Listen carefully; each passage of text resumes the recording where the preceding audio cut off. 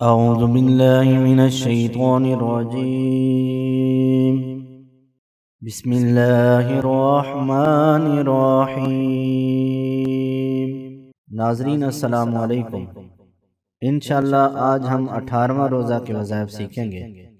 فجر کی نماز کے بعد یہ کلمات 121 مرتبہ پڑھیں. رضیت باللہ ربا وبالاسلام دینا وبمحمد رسولا نبیا. رضیت باللہ ربا وبالاسلام دینا وبمحمد رسولا نبیا. فضیلت حضرت منظر فرماتے ہیں کہ میں نے سرکار صلی اللہ علیہ وآلہ وسلم کو فرماتے ہوئے سنا ہے، جو شخص صبح کے وقت یہ کلمات پڑھے تو میں اسے اپنے ہاتھ سے پکڑ کر جنت میں داخل کرنے کی ضمانت دیتا ہوں. ظہر کی نماز کے بعد لا حول شریف 111 مرتبہ پڑھیں. لا حول ولا قوة الا باللہ. لا حول ولا قوة الا باللہ. فضیلت آقا کریم علیہ السلام نے ارشاد فرمایا، جسے اللہ نے کوئی نعمت عطا فرمائی پھر وہ بندہ اس نعمت کو باقی رکھنا چاہتا ہے تو اسے چاہیے لا حول ولا قوة الا باللہ کی کثرت کرے.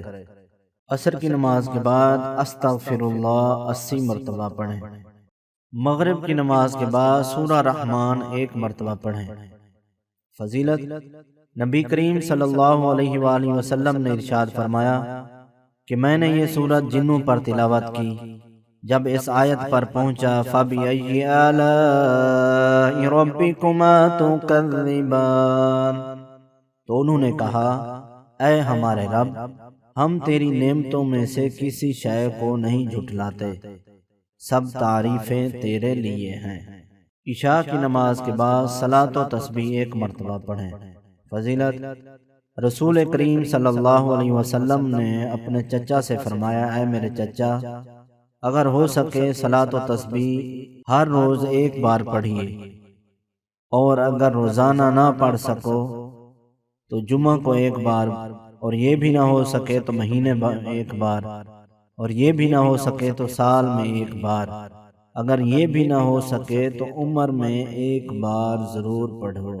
مزید وظائف کی ویڈیوز دیکھنے کے لیے ہمارے چینل کو سبسکرائب کریں.